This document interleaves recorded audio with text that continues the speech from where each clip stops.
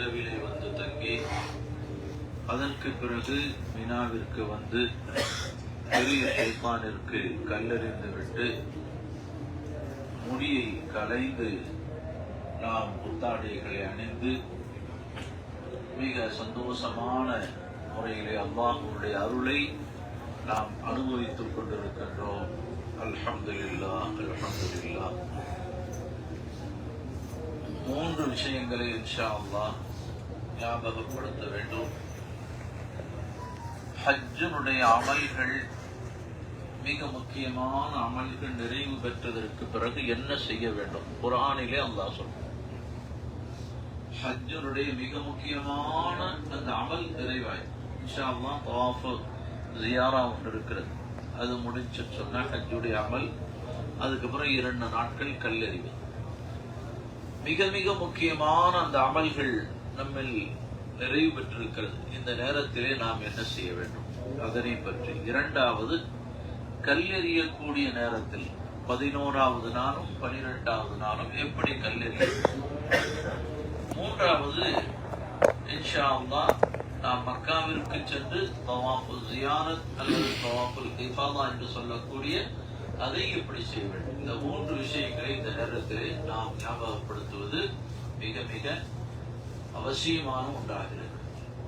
அல்லாஹ் குர்ஆனில் சொல்லுகிறான், ஃபைதா கதைத்தும் மனாசிகக்கும், நீங்கள் உங்களுடைய கிரிகைகளை அமல்களை, குறிப்பாக ஹஜ்ஜை பற்றி உண்டான அல் ஹஜ்ஜு அஷ்ஹுரும் மஅலூமாத் என்ற அந்த ஆயத்திற்கு பிறகு தொடர்ச்சியாக இதை சொல்லுகிறான். ஹஜ்ஜினுடைய மனாசிக் அமல்கள், அதனுடைய என்னென்ன செய்ய வேண்டுமோ அந்த அமல்களை எல்லாம் நீங்கள் முடித்து விட்டதற்கு பிறகு என்ன செய்ய வேண்டும் என்றால், ஃபذ்குருல்லாஹ, அல்லாஹ்வை நீங்கள் அதிகமாக திக்ர் செய்யுங்கள்.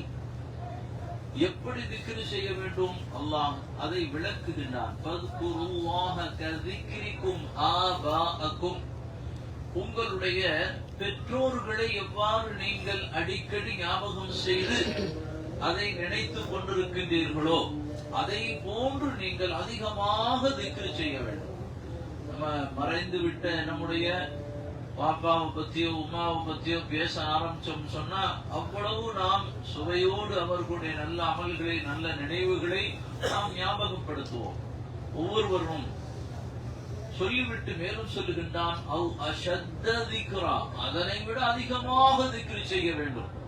அல்லாஹ்வை நீங்கள் எவ்வளவு அதிகமாக திக்ர் செய்ய வேண்டுமோ அப்படி திக்ர் செய்ய வேண்டும் என்று சொல்லிவிட்டு சொல்லுகின்றான், மனிதர்களிலே சிலர்கள் இப்படி துஆ செய்வார்கள், ரப்பனா ஆத்தினா ஃபித் துன்யா, யா அல்லாஹ் எங்களுக்கு உலகத்திலே நிறைவாக தருவாயாக நன்மைகளை, உலகத்திலே என்னென்ன கிடைக்கணுமோ அதெல்லாம் நிறைவாக்கா என்று மட்டும் கேட்பார்கள்.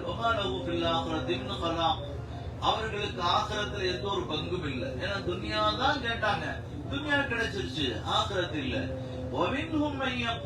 அதிலே இப்படியும் சிலர்கள் கேட்பார்கள், ரப்பனா ஆத்தினா ஃபித் துன்யா ஹஸனா, இந்த உலகத்திலும் எங்களுக்கு நன்மையானதை தருவாயாக, வஃபில் ஆகிரத்தி ஹஸனா, ஆகிரத்திலும் எங்களுக்கு நன்மையை தருவாயாக, வகைனா அஸாபன் நார், நரகத்துடைய வேதனையிலிருந்து எங்களை பாதுகாப்பாயாக. இதைத்தான் நாம் என்ன செய்யறோம்? ஒவ்வொரு தொழுகையினுடைய பின்னால் ஓதக்கூடிய துஆவிலே நாம் இதை அவசியமாக நாம் எடுத்துக் கொள்கிறோம். என்றால் இந்த ஆயத்திலே நமக்கு என்ன விளங்குகிறது? துஆவை அதிகமாக நாம் என்ன செய்யணும்? இந்த ஹஜ்ஜுடைய அமல்கள் முடிந்ததற்கு பிறகு செய்ய வேண்டும். திக்ர் செய்ய வேண்டும், அல்லாஹ்வை திக்ர் செய்ய வேண்டும். அந்த திக்ரிலே ஒன்றுதான் இது துஆவும். திக்ரிலே கட்டுப்பட்ட ஒன்றுதான் துஆவுமாக இருக்கிறது. தஸ்பீஹாத்துகளை ஓதக்கூடிய அந்த திக்ர்கள் இருக்கிறது. இந்த நாட்களிலே நாம் என்ன திக்ரை செய்ய வேண்டும்? ஐயாமு தஷ்ரீக் 9, 10, 11, 12, 13 அஸர் வரை ஐயாமு தஷ்ரீக் 23 வக்துகள். 23 வக்துகள். ஒவ்வொரு ஃபர்தான தொழுகைக்கு பிறகும் தக்பீரை சொல்ல வேண்டும். அது சாதாரண மக்களுக்கு. ஹாஜிகளாக உள்ளவர்களுக்கு நமக்கு எப்பொழுது துவங்குகின்றது, அதாவது அந்த நாளிலேயே துவங்கி விட்டது என்றாலும் கூட தல்பியாவிற்கு முக்கியத்துவம் கொடுக்கப்படுகிறது. திக்ரும் செய்ய வேண்டும். இப்ப நாம தல்பியாவை விட்டு விட்டோம். இங்க இருந்து ஆரம்பிக்கணும். அதாவது கல் எரிஞ்சதுக்கு பிறகிலிருந்து தக்பீர் தான் நாம் ஆரம்பிச்சிட்டோம். 13 அசர் வரை இது நாம் இந்த தக்பீரை சொல்லிக்கொண்டே இருக்க வேண்டும். அல்லாஹு அக்பர், அல்லாஹு அக்பர், லா இலாஹ இல்லல்லாஹு, அல்லாஹு அக்பர், அல்லாஹு அக்பர், வலில்லாஹில் ஹம்து என்பதை, அல்லது லா இலாஹ இல்லல்லாஹு வஹ்தஹு லா ஷரீக லஹ், லஹுல் முல்கு வ லஹுல் ஹம்து யுஹ்யி வ யுமீத் பியதிஹில் கைர் வ ஹுவ அலா குல்லி ஷைஇன் கதீர். ஹாஜிகள் சொல்லக்கூடிய மிக மிக முக்கியமான ஒரு தஸ்பீஹ், தவாஃபிலே சஈலே சொல்லப்படக்கூடிய மிக முக்கியமான ஒரு சாதாரண ஒரு இது நாங்கள் அப்படின்னு நாம சொல்லிடுறோம். ஆனா இதனுடைய அர்த்தங்கள் எவ்வளவு ஆழமானது, உறுதியானது, பலமானது என்பதை நாம் விளங்க வேண்டும். எனவே இதை அதிகமாக நாம் சொல்லிக்கொண்டே இருக்க வேண்டும். மற்ற வழமையாக நாம் ஓதக்கூடிய தஸ்பீஹாத்துகளை கொண்டு நாம் இந்த ஹஜ்ஜுடைய முக்கியமான அமல்கள் முடிந்ததற்கு பிறகு நாம் என்ன செய்ய வேண்டும்?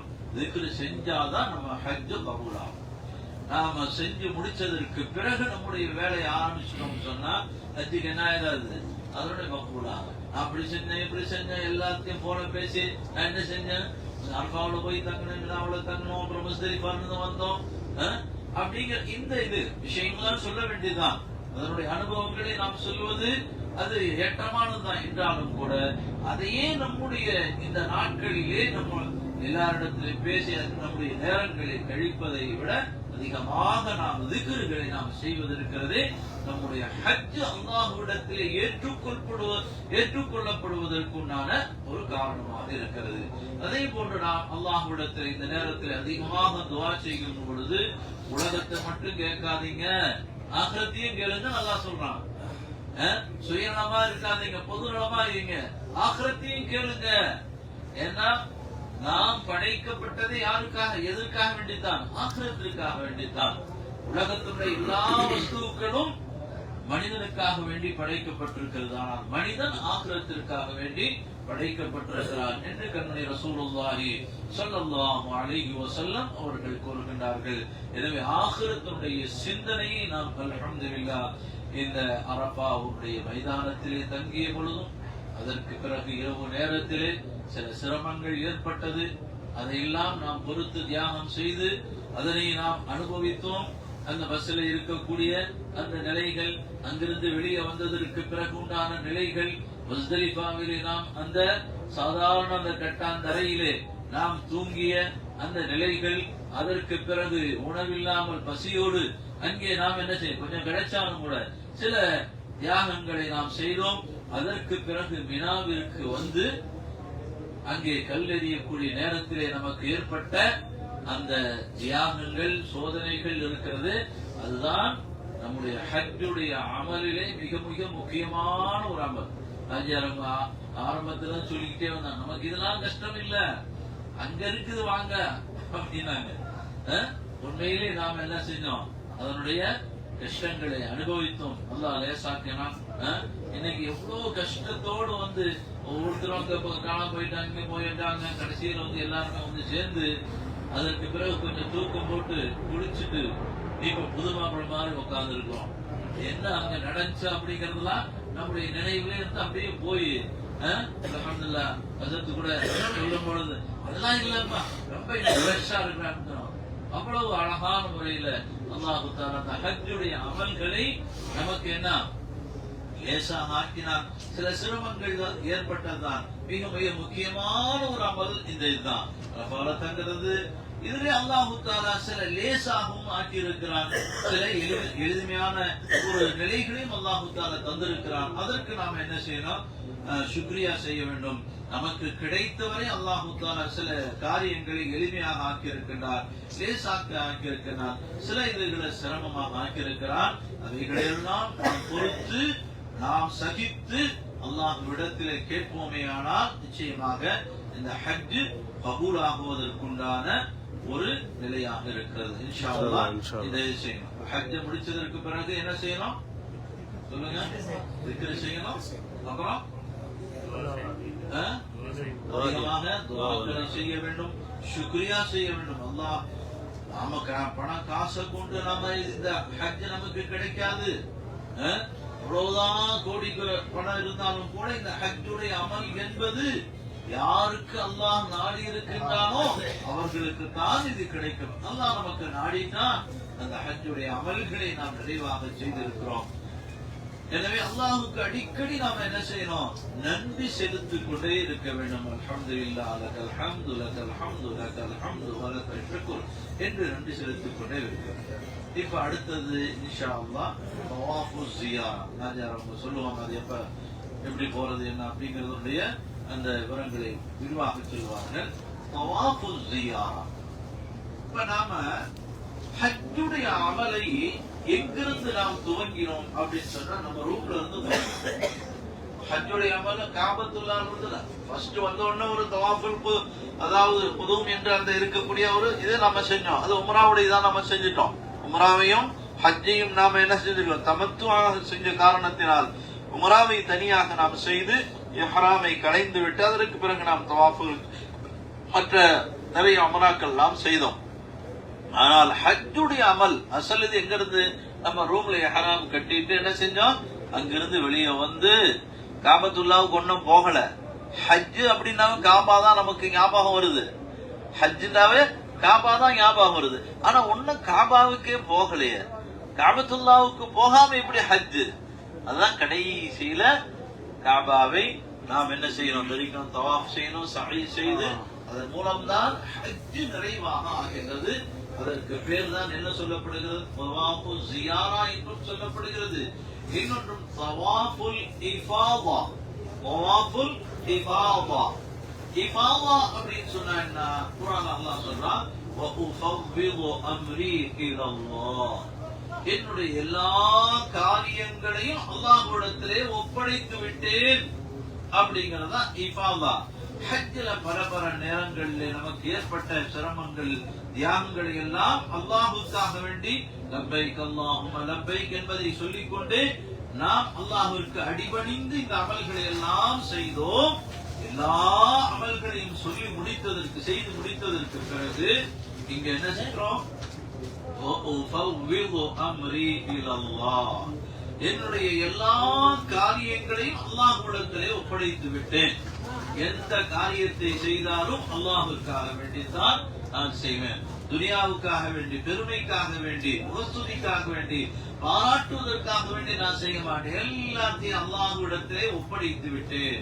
நாம் சரணடைந்து விட்டோம். முழுமையாக சரணடைந்து விட்டதற்குண்டான ஒரு அடையாளமாகத்தான் ஹஜ்ஜுடைய அமலுடைய நிறைவாக அந்த தவாஃபு ஸியாரா, தவாஃபுல் இஃபாதா என்ற அந்த ஒரு அமல் இருக்கிறது. அது எப்ப செய்யணும்? இன்றைய தினம் யௌமுன் நஹருடைய இந்த இதுல முடி எடுத்து நாம் இஹ்ராமை விட்டும் களைந்ததற்கு பிறகு உடனே நாம் சென்றிருக்க வேண்டும். இருந்தாலும் நம்முடைய உடல்நிலை சூழ்நிலையின் காரணத்தினால நாம் என்ன செய்யறோம்? கொஞ்சம் ஓய்வு எடுத்துக் கொண்டது. அதற்கு பிறகு நாம ஃப்ரெஷ்ஷாக இன்ஷா அல்லாஹ் காபாவிற்கு சென்று அங்கே தவாஃபு ஸியாராவை நாம் செய்ய இருக்கின்றோம். இது 10வது நாள் அன்று இரவே செய்கிறது இருக்கிறது. அது சிறந்த ஒன்றாக இருக்கிறது. ஆனால் நம்முடைய சூழ்நிலையின் காரணத்தினால நாளைக்கு இன்ஷா அல்லாஹ் சொல்லுவாங்க அந்த நேரத்துல நாம் இல்ல அதுக்கு பின்னாடி 11ல போலாம், 12ல போலாம், 13ல போலாம் அப்படின்னு ஒரு அனுமதி இருக்கிறது. அப்படி செஞ்சுக்கலாம். நம்ம தான் அங்க போய் தங்க போறோம்ல, அப்ப தங்கிட்டு அப்புறமா அந்த தவாஃபு ஸியாராவை செஞ்சுக்கலாமா அப்படின்னா அதற்கு அனுமதி இருக்கிறது. யாருக்கு அப்படின்னு சொன்னா நிர்பந்த சூழ்நிலையிலே காபாவில் நுழைய முடியாதவர்கள்.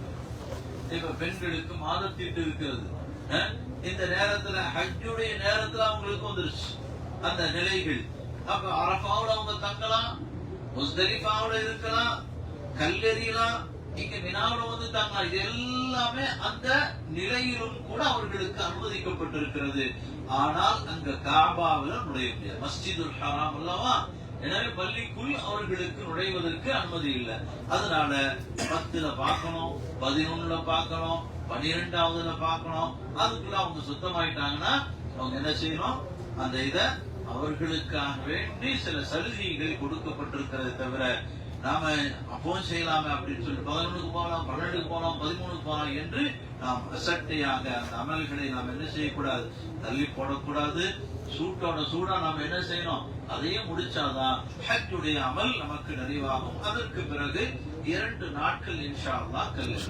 3 ஷைத்தான் இன்னைக்கு நாம போனா என்ன செய்யணும், பெரிய ஷைத்தானுக்கு மட்டும் நாம கல்லெறிந்து விட்டு இங்கே நாம் வந்தோம். அல்ஹம்துலில்லாஹ். இப்ப தவாஃப் ஜியாரா எப்படி நாம செய்யணும், உம்ராவிற்காக வேண்டி எப்படி நாம செஞ்சோமோ அதான். உம்ராவிற்கு நாம இஹ்ராம் கட்டிட்டு போனோம், இங்க இஹ்ராம் இல்ல. பலர்களுக்கும் ஒரு கேள்வி, இஹ்ராம் கட்டாம காபாவுக்குள்ளே விட மாட்டாங்களே, தவாஃபுக்கு விட மாட்டாங்களே, அது எப்படி நாம இந்த புது ட்ரெஸ் எல்லாம் போட்டுக்கிட்டு எப்படி உள்ள போறது அப்படின்னா, இந்த நேரத்தில் மட்டும் அனுமதிக்கப்படுகிறது. ஏன்னா உம்ராவே இல்ல, உம்ராவுக்கு அவங்களுக்கு அனுமதியே இல்ல.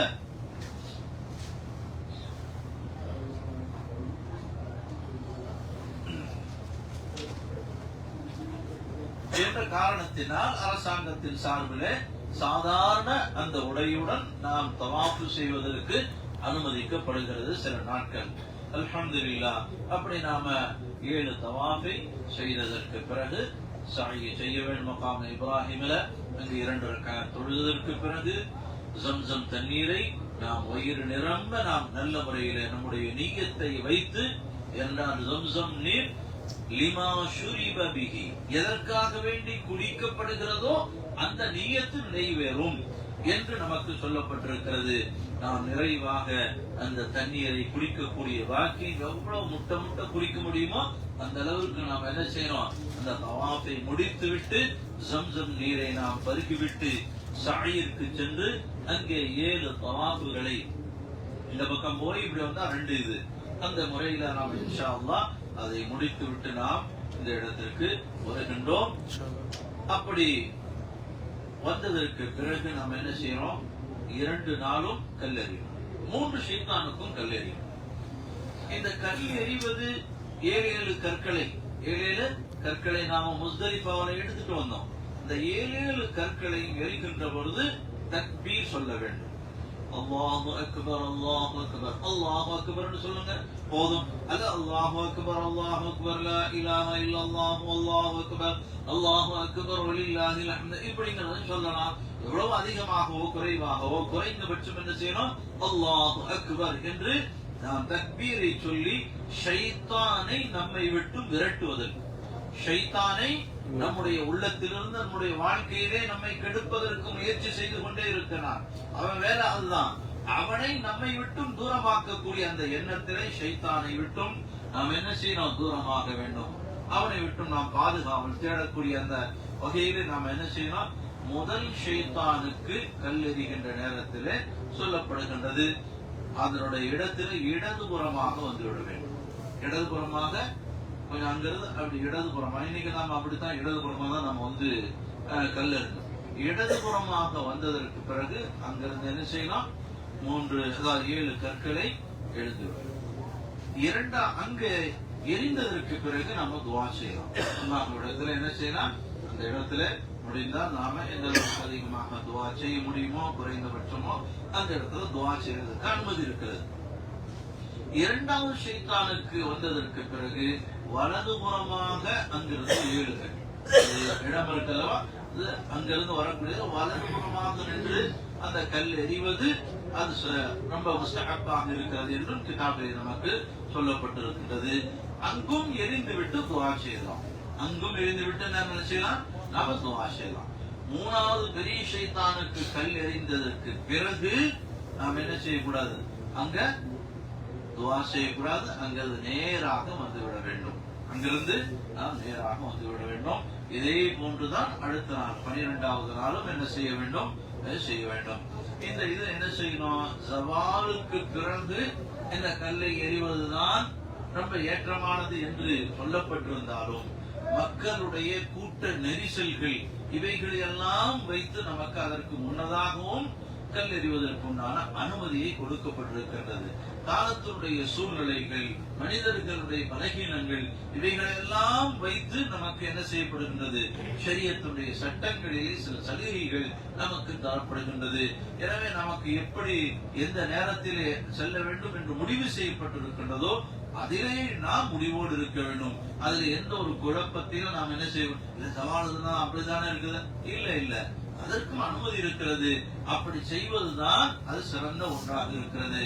நாம் எப்படி மஷ்வரா செய்கின்றோமோ அந்த மஷ்வராவுடைய அடிப்படையிலே நாம் இந்த அமல்களை எல்லாம் இன்ஷா அல்லாஹ் செய்வோம். அல்லாஹு தஆலா நம்முடைய இந்த ஹஜ்ஜுடைய அமல்களை கபூல் செய்து இன்னும் இருக்கக்கூடிய இந்த எஞ்சிய நாட்களிலே அதிகமாக நாம் திக்ர் செய்வதற்கும், அங்கே 11, 12வது தினத்திலே நாம் செய்யக்கூடிய இந்த ஜமராத்துடைய கல்லெறியக்கூடிய அந்த நிலைகளிலே நாம் நல்ல முறையிலே ராகத்தாக கல்லெறிந்து விட்டு அல்லாஹ்விடத்திலே நாம் திக்ரிலே ஈடுபடக்கூடிய பாக்கியத்தையும் அல்லாஹ் இந்த ஹஜ்ஜை நமக்கு மக்பூலாக மப்ரூராக ஆக்குவதற்கும், இன்னும் நாம் என்னென்ன அமல்களை இந்த ஹஜ்ஜுடைய நேரங்களிலே மக்கா மதீனாவிலே செய்தோம் எல்லாவற்றையும் நாம் முன்வைத்து யா அல்லாஹ் இதனை கபூல் செய்வாயா.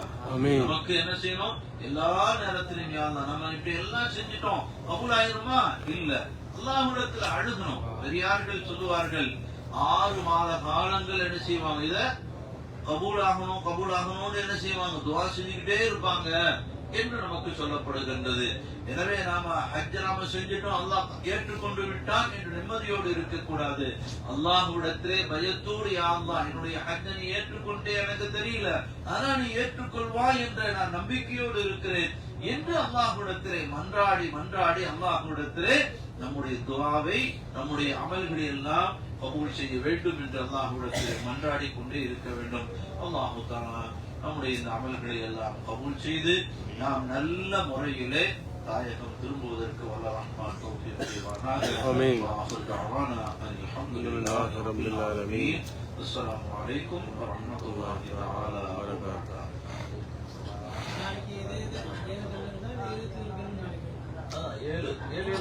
மூவேல் 21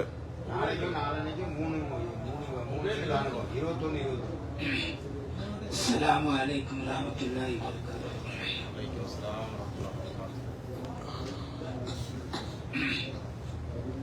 அன்பான ஹாஜிகளே, ஹாஜியாக்களே, அல்லாஹ்வுக்குமே பொருத்தமானவர்களே, அல்லாஹ்வுடைய நாட்டப்படி இன்ஷா அல்லாஹ் நம்ம மீனாக்கு வந்தோம், அரஃபாக்கு போனோம், முஸ்தலிஃபாக்கு வந்தோம். அங்கே நடப்பயணமாக சென்று பெரிய சைத்தானுக்கு கல்யாணம் கிடைச்சோம். இன்னைக்கு பெரிய சைத்தான்கள் சிரமங்கள். ஹஜ்ஜி என்பது 1.5 மாதம் அல்ல, 40 நாள் அல்ல, 5 நாள் மட்டும்தான். இதுதான் முக்கியமான நாள். இந்த நாளுக்காகத்தான் பல வருஷமாக காத்துட்டு இருந்தது. ஒரு பல ஹஜ்ஜி செய்யணும் சொல்லி ஆசையோடு இருந்தோம். இந்த நாட்கள்ல கஷ்டம் இருக்கும். கஷ்டப்பட்டாதான் பலன் அடைய முடியும். கஷ்டப்படாம எந்த ஒரு பலனையும் அடைய முடியாது. எந்த ஒரு பலனையும் அடைய முடியாது. உலகத்துல நீங்க வாழ்வதற்கு தொழில கஷ்டப்பட தொழில் அதாவது பறக்கத்து உண்டாகும். எல்லா விஷயங்கள நீங்க கஷ்டப்பட்டாதான் பலன், அதில் ஒரு பலன் அடைய முடியாது. அதே விவாதத்துடைய விஷயங்களையும் கஷ்டப்பட்டாதான் அதோடைய நன்மைகளை அடைய முடியும். லேசான விஷயம் அல்ல ஹஜ் என்பது, லேசான விஷயம் அல்ல. இப்படிதான் இருக்கு, இப்படிதான் ஒவ்வொரு வருஷங்களும் ஒவ்வொரு சந்தர்ப்பம், ஒவ்வொரு சூழ்நிலை. அரஃபாவிலையும் சரி, மீனாவிலையும் சரி, முஸ்தலிஃபாவிலையும் சரி. ஏன்னு சொன்னா ஒவ்வொரு கட்டப்பும் 35 லட்சம் 30 லட்சம் மக்கள் ஹாஜிகள் ஒரே நேரத்தில் வெளியாகணும்னு சொன்னா யாராலும் முடியாது. முடியுமா? நம்ம கிளம்பும் போதெல்லாம் பண்டிகைகள் எல்லாம் வெளியாகிட்டு எல்லாம் வெளியாக்குறான் பாருங்க. எல்லாமே அங்க உள்ள அதிகாரிகள் எல்லாம் வெளியாக்குறாங்க. ஏன்னா எல்லாமே முஸ்லிம் போகும் சொன்னா எத்தனை 25-30 லட்சம் ஹாஜிகள் இருந்தாலும் அவ்வளவு பெரிய வெளியாக்கும். லேசான விஷயம் இல்லை. எவ்வளவு வாகனங்கள் வர வெளியில எத்தனை வாகனங்கள் கூட போயிடுது, கடிதங்கள் நின்றுடுது. எல்லாம் இயற்கையானது. என்ன இப்படி ஆச்சு, என்ன இப்படி போச்சு? அந்த இடத்துல சில பேர் என்ன சொல்றாங்க, என்ன கொள்றதுக்காக கொண்டு வச்சுக்க அதிகமான போச்சு. யாரு கொள்றதுக்கு கொண்டு அந்த ஹஜ்ஜோடைய எகராமுடைய ஆடையில இந்த மாதிரி பேசுறோம்னு சொன்னா அது எந்த இடங்கள்ல கஷ்டப்படுறது ஹஜ்ஜியை செய்ய வரங்க. கஷ்டம் தான் ஹஜ்ஜி. எப்படி எந்த நேரம் எப்படி வந்தாலும், எத்தனை லட்சம் கொடுத்து வந்தாலும், அரபா, மீனா, முஸ்தலிஃபால எல்லாமே நம்ம சேவை எல்லாமே செஞ்சுதான் ஆகும். எல்லாமே நம்ம செய்யக்கூடியது எல்லாமே செஞ்சுதான் ஆகும். எல்லாமே நடந்துதான் ஆகும். பாருங்க, வாகனம் எத்தனை வாகனம் வந்துட்டு இருக்கு, எத்தனை வாகனம் நிறைய நிக்குது. ஒரு மனிதனுக்கு எந்த நேரங்கள்ல வியாதி வரும் சொல்ல முடியுமா? உடனே எனக்கு எப்படி சொல்ல முடியுமா? வாகனம் வந்திருக்கும் போது சில சந்தர்ப்பம் நடக்கும். ஒவ்வொரு கட்டணம் ஒன்று பார்த்து மழை போனது. ஏன்னு சொன்னா எல்லாம் எனக்கு புதுசா வரும். என்ன எப்படி ஆகி போச்சு, என்ன எப்படி ஆச்சு? இதுல எப்படியும் அந்தந்த நேரங்கள் அரபாவா இருக்கட்டும், முஸ்தலிஃபாவா இருக்கட்டும், வரக்கூடிய அந்தந்த நாட்கள்ல நீங்க வச்சிருப்பாங்க, வச்சுக்கிறேன், கொடுத்து வைப்பா, வச்சுட்டு போயிட்டு நீ வைங்க, நீ வச்சுட்டு போங்க.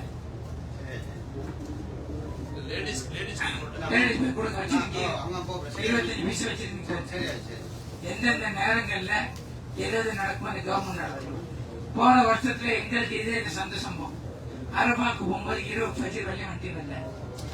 9 மணிக்கு மேல 11 மணிக்கு எங்க பஸ் கொடுக்குறாங்க. அப்படியே பஸ் வரல. கிங்டம் சவுதி அரேபியா இந்த வஜாரத்துல் ஹஜ் என்பது கூட்டிட்டு அந்த 10-11 மணிக்குள்ள எல்லா ஹாஜிகளையும் அரபால் போய் சேர்த்துருவாங்க. அரபால போய் சேர்த்துருவாங்க. எல்லாமே வண்டி பார்த்துட்டு வஜாரத்துல் ஹஜ் என்பது பார்த்துட்டே இருப்போம் இல்லையா, கொண்டு போய் சேர்த்துருவாங்க. ஒவ்வொரு கட்டத்திலும் ஒரு அல்லாஹ் இன்னைக்கு நடந்த சம்பவம் சரி, என்னைக்கு இதெல்லாம் எங்களுக்கு ஒரு கஷ்டமே கிடையாது. கஷ்டம் நினைச்சதுதான் கஷ்டம் இல்லையா, இது கஷ்டமே. இதெல்லாம் செய்யணும், செஞ்சாதான் அமல். செய்யணும் எப்படி ஆச்சு, இந்த கஷ்டப்படல எப்படி ஆச்சு நீங்க அடைய முடியும். அந்த நேரங்கள்ல நடந்து வரும்போது யா அல்லாஹ் இந்த ஹஜ்ஜை மக்பூலா கிடையாது, இதை எங்களுக்கு கைவிட்டு விடாது யா அல்லாஹ். அந்த நியத்தோடு வரும்போது என்ன இவ்வளவு போச்சு, காலையில எழுந்திருச்சு இதை கொள்ளெடுக்க கொண்டு போறாங்க. இதெல்லாம் ஈமான இழந்து பேசக்கூடிய வார்த்தை. அல்லாஹ் கொள்றது, அல்லாஹ்வுடைய இடத்துல என்ன கொள்றதுக்கு ஆச்சுட்டு போறாங்க. என்ன எப்படி போச்சா, எப்படி ஆச்சு, எந்த வார்த்தையும் ஏன்னு சொன்னா எல்லாத்தையும் இழந்துதான் வந்து இருக்கிறோம். எஹ்ராமுடைய ஆடையில இருக்கும் சொன்னா எல்லாத்தையும் இழந்துட்டோம். உலகத்தில் இல்ல, உலகத்து ஆசை இல்ல, அதாவது உலகத்துடைய ஆசைகள் இல்ல, மறுமையினுடைய ஆசையோடு இப்ப போயிட்டு இருக்கோம். இதுக்கு சொர்க்கத்தை நுழைவதற்கு, சொர்க்கத்துல நுழைவதற்காக அந்த ஆசையோடு வந்துட்டு இருக்கோம். அந்த நேரங்கள்ல எதை பத்தி எதையும் பேச முடியாது, பேசக்கூடாது. இப்ப வாகனங்கள் எல்லா விஷயம் சில விஷயங்கள்ல நடக்கும். அதெல்லாம் நாங்களும் பேசிதான் ஒரு கட்டளை கொண்டு வர சூழ்நிலை எங்களுக்கு. ஏன்டா ஒரு 50 பேர் வந்திருக்காங்க சொன்னா அது எங்க கடமையாயிடுச்சு. அதெல்லாம் எங்களை நிப்பாட்டி வச்சு மாசம் மைதானத்தில் கேட்கக்கூடிய கேள்வி. நீ கொண்டு உனக்கு வந்து 50 பேர் உனக்கு வேலை, அவங்களுக்கு செய்ய வேலைக்கு வேணும், உனக்கு ஒரு பொறுப்பை கொடுத்தானே, அவங்களுக்கு முழுமையா செஞ்சியா? அல்ல என்ன கேட்பான், அல்ல என்ன கேட்பான். 50 பேர் கொண்டு வந்து சரியா விவாத செய்ய வச்சியா, அவங்க நல்ல அமல் செய்ய வச்சியா? அல்ல என்ன கேட்பான். நான் ஒவ்வொரு கட்டத்திலும் எல்லா விஷயங்களையும் அமல் விஷயங்கள்ல ஒருத்தர் மற்ற நிறுவனம் எப்படி எனக்கு தெரியாது.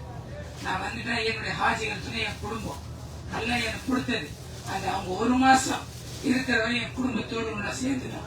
எல்லாமே அவங்க நல்லா அமல் செய்யணும், ஹஜ்ஜை மக்பூலாக்கணும், நிறைய உம்ரா செய்யணும், நிறைய அவங்க இபாதத் செஞ்சுக்கிட்டே இருக்கணும். அதுதான் இந்த நிறுவனத்துடைய ஆசை.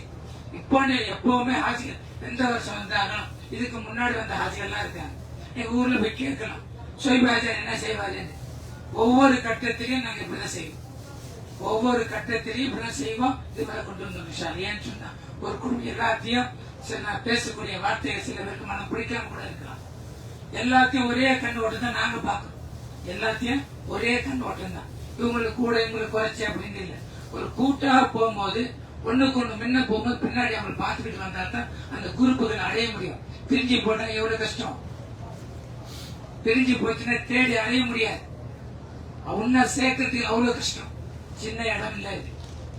அதற்கு அப்படியே ஃபுல்லா வரணும் சொன்னா ஒரு நாள் சுத்தி பார்க்க முடியாது, நடக்க முடியாது. எல்லாம் நடப்பயணம் தானே, வாகனம் இல்ல. அப்ப எல்லாம் சுத்த முடியாது. பின்னாடி பார்த்துக்கிட்டு அவங்க பார்த்துக்கிட்டு வாங்கன்னு சொல்ல முடியாது. இன்ஷா அல்லாஹ் இவ்வளவு சிரமம், எல்லாருடைய இவ்வளவு சிரமத்திலையும் நம்ம என்ன செஞ்சோம், முஸ்தலிஃபாக்கு நேற்று போயிட்டு மீன் அரபாக்கு நேற்று முன்னாடியே போயிட்டோம். முன்னாடி நிறைய இபாதத் செஞ்சோம். அழகா இன்ஷா அல்லாஹ் அரபாவில இருந்து அந்த முஸ்தலிஃபால இருந்தோம். அன்னைக்கு நைட்டும் தங்கணும், தங்கிட்டு அங்குள்ள கல்ல பொறுக்கிட்டு அங்கே நடப்பயணமாக இந்த நாளை கியாமா நாள் வரையில் மறக்க முடியாது உங்களால். மௌத்துக்கும் உங்க அல்லாஹ் எவ்வளவு மௌத்து என்பது எந்த நாளை தீர்மானிச்சிருக்கானோ அந்த நாள் வரையில் இந்த ஹஜ்ஜுடைய நாட்களை மறக்க முடியாது. அதுக்குதான் இது இதெல்லாம் நடக்குதுன்னு சொன்னா இதுக்குதான் மறக்கவே முடியாது, மறக்க முடியாத செயல்கள் எல்லாமே ஹஜ். இன்ஷா அல்லாஹ் போய் ஊருக்கு போய் இன்ஷா அல்லாஹ் இந்த நாட்கள்லாம் ஒவ்வொரு நாளும் எண்ணிட்டே இருக்கணும். சில பேர் சொல்லலாம், யாராவது ரூமுக்கு வந்து நம்ம டெண்டுக்கு வந்துட்டா திரும்ப கல்லடிக்கிறதே கிளம்ப முடியாது. அந்த முஸ்தலிஃபால கல்ல போயிட்டு ஒரே ஸ்பீடா போன கல்ல அடிச்சோம், அந்த வேகத்தோடு வந்து சேர்ந்துட்டோம். பிடிக்க போச்சு ஒரு கடமை. இல்லைன்னு சொன்னா உட்காந்து ரூமுக்கு வந்துட்டு திரும்ப அவங்களுக்கு கலப்பணும் சொன்னா திரும்பளுக்கு கொஞ்சம் அமைதியாயிடும். அந்த ஸ்பீடோட போய் நம்ம செஞ்சுட்டு வந்து கல்லடிச்சு வந்தோம்னு சொன்னா வந்து அந்த நேரம் தான் கஷ்டம் தெரியுதா? அந்த நேரங்கள் பேசலாம், ஓ இப்படிலாம் வேகமா பேசலாம். இந்த நேரம் பாருங்க, குளிச்சா எஹ்ராம் கட்டுறோம், அந்த யாபமே இல்லை, அது ஒரு சிந்தனையே இல்லை. பாருங்க இவ்வளவு கஷ்டப்பட்டோம் என்ன ஆச்சு அப்படின்ட்டு அதெல்லாம் வரவே வராது. ஊருக்கு போன பிற்பாடு இன்ஷா அல்லாஹ் நான் சொன்னது ஒவ்வொரு பக்கத்திலையும் ஒவ்வொரு நேரங்களையும் நீங்க சிந்திச்சு பாருங்க. எந்த கட்டத்துல ஹஜ் என்பது எப்படி இதுதான். மற்றவங்களுக்கு போய் இதுக்கு முன்னாடி வந்தவங்க சரி எல்லாத்துக்கும் தெரியும் ஹஜ் இதுதான். இந்த 5 நாள் தான் ஹஜ். இந்த நாளில் செய்யக்கூடிய அமல் தான் சிறந்த அமல். இதுல போய் நம்ம போய் நாங்க கல்லடிக்க வரல, நாங்க இங்க இருந்துக்கிறோம் அங்க போய் 5 நாள் மிக சிறந்த நாள். அந்த நாள்ல செய்யக்கூடிய அமல் மிக சிறந்த அமல். இதை வந்து ரிவர்ஸ் பண்ணிட்டு உட்காந்துட்டு முஜேபால மீனால உட்காந்து உட்காந்துட்டு தொழுதுட்டு பணம் போறாரு. அதுல உள்ள அமல்கள் எல்லாம் செஞ்சாதான் நம்ம ஹஜ்ஜிய அடைய முடியும். அதனால இன்ஷா அல்லாஹ் நம்ம ஹஜ்ஜி முடிச்சுட்டு அல்லாஹ் நம்ம ஹஜ்ஜிகள் எல்லாம் அல்லாஹ் மக்பூலாக ஆக்கி வைப்பானாரு. ஏன்னு சொன்னா பல லட்சம் பேர் ஹாஜிகள் வந்திருக்காங்க. பல லட்சம் ஹாஜிகளுக்கும் அல்லாஹ் ஹஜ்ஜி மக்பூலாக்குவானாரு. இப்போ நாளைக்கு தவாபுல் ஜியாரத் செய்ய போகணும் இன்ஷா அல்லாஹ். நான் ஏன் சொன்னா ஒவ்வொரு கட்டத்திலையும் நாங்க இப்படிதான் ஆலோசனை பண்றேன். ஃபஜ்ர் தொழுதுட்டு கிளம்புவோம். ஃபஜ்ர் தொழுதுட்டு கிளம்புன்னு சொன்னா ஹரத்துக்கு போய் தவாபுல் ஜியாரத் செஞ்சிடலாம். செஞ்சு முடிச்ச உடனே மதியான உணவு அங்க கொடுப்போம். எங்க கொடுப்போம்? ஹரத்துக்கிட்ட கிச்சன்ல சாப்பாடு சமைச்சு சொல்லி ரிப்பேர் பண்ணி மதியான உணவு அங்க கொடுத்துருவோம் இன்ஷா அல்லாஹ். கொடுத்த பிற்பாடு எல்லாம் ஜியாரம் முடிச்சிட்டு ஒரு இடத்த சொல்லுவோம். அந்த இடத்துல எல்லாம் மின்னுக்கு எல்லாம் ஒரே நேரத்துல வந்துடணும். ஒருத்தவங்க லேட் ஆகினாலும் அந்த குரூப் அப்படியே லேட் ஆகும். ஒருத்தவங்க விட்டுட்டு போக முடியுமா? ஒரு குரூப்ல 50 பேர் வந்துட்டு சொன்னா அவங்க வரலன்னு சொன்னா விட்டுட்டு போக முடியுமா? முடியாது. அதை ஏன் சொன்னா ஏன் ஹாஜிக்கு இதே வேலையா இருக்கு, எப்பவுமே லாஸ்டா வந்துட்டு இருக்காங்க. மத்த ஹாஜிகள் சொல்லக்கூடாது, மத்த ஹாஜிகள் அதை சொல்லவே கூடாது. ஏன் லேட் ஆகிறாங்க, ஏன்னா ஒரு நட பண்ணலாம், அடிக்கடி லேட் பண்ணி வந்துட்டேன்னு சொன்னா எல்லா ஹாஜிகளும் பேசுவாங்க. அந்த மாதிரி சொல்லுக்கு யாரும் வைக்க கூடாது. நம்ம துவா பண்ணமா சரி செஞ்சோமா அழகா வந்து நேரம் நம்ம சொன்ன இடத்துல வந்து உட்காந்து இன்ஷா அல்லாஹ். எவ்வளவுக்கு குயிக்கா வரங்களோ அவ்வளவு குயிக்கா என்ன செய்யலாம்.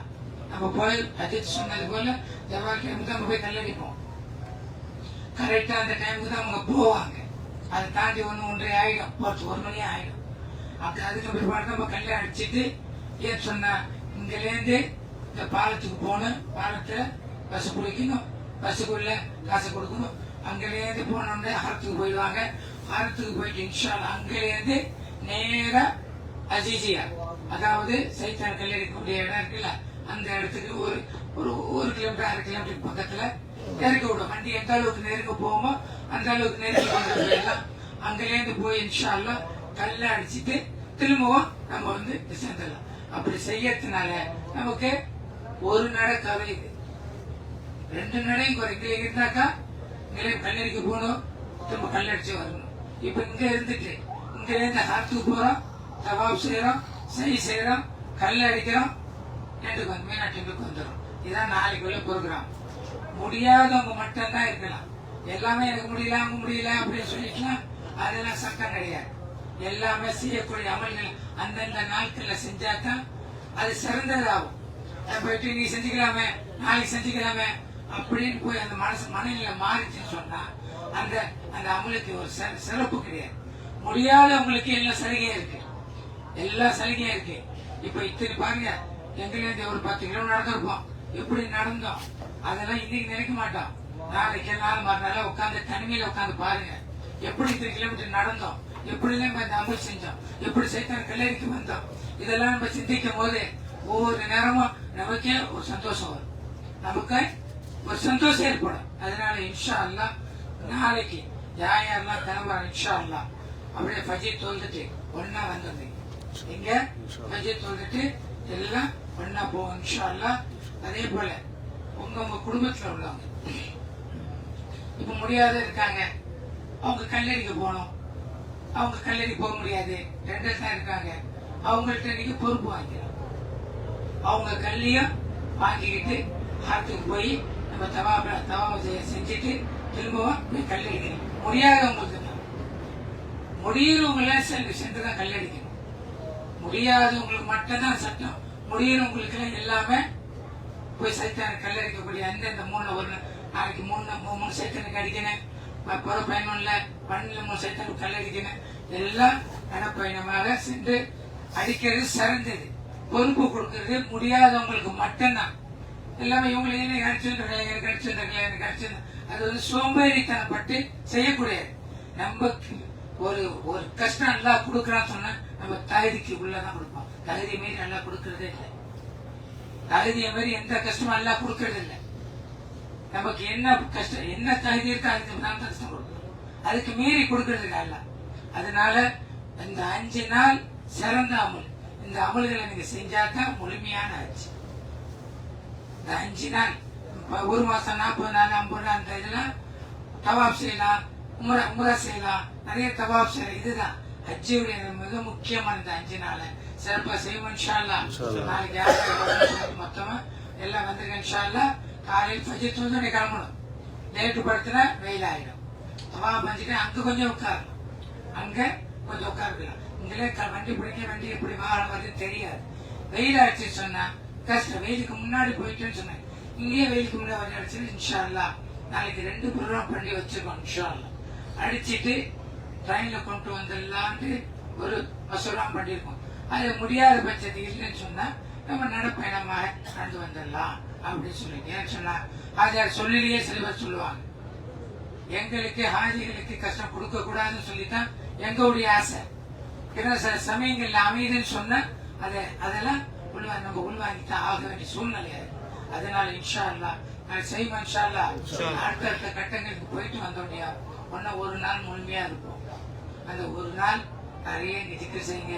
இந்த நாள் 50 பேர் வந்திருக்கோம்னு சொன்னா யாரு மூத்தம் யாரு ஒவ்வொரு கட்டத்தையும் ஒரு ஹஜ்ஜிக்கு வந்தவங்க எல்லாத்தையும் நான் சொல்லக்கூடியதுதான்.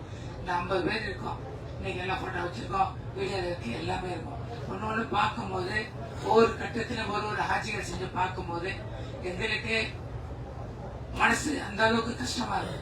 இந்த ஆட்சி இப்படி நடந்தாங்கல்ல, இந்த ஆட்சி இப்படி நடந்தாங்கல்ல, இந்த ஆட்சி இப்படிலாம் வந்தாங்கல்ல, நல்லா இருக்கு. நாளைக்கு போய் அவங்களும் பேர் சொல்லியிருப்பாங்களே ஆட்சி செஞ்சோண்டு, அவங்களுக்கு சந்தோஷம் சொல்லியிருப்பாங்களே, அது கேள்வி கணக்கு சொல்லியிருப்பாங்களே. அதெல்லாம் எங்களுடைய மனசுடைய, அதெல்லாம் எங்களுடைய எல்லாருடைய இதுக்கு ஒவ்வொரு கட்டம் நாங்கள் சொல்லக்கூடியது. அதனால என்னைக்குமே நீங்க இருக்குன்னு சொன்னா எல்லாமே மௌத்து. என்னைக்காச்சும் ஒரு நாள் இருக்கு, அதுல ருசிச்சுதான் ஆகும். இந்த வந்திருக்கோன்னு சொன்னா எல்லாருடைய ஹயாத்து கொடுத்து நீண்ட ஹயாத்தோடு இருந்து நிறைய உம்ராவும் நிறைய ஹஜ்ஜும் உங்களுக்கு அல்லாஹ்வுத்தா தேவையான அனைத்து அல்லாஹ்வுத்தால எல்லா வளத்தையும் தந்துடுவானாக.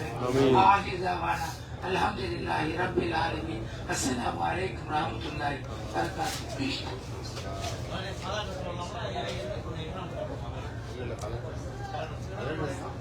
நாளைக்கு முடிச்சுட்டு கல்லூரி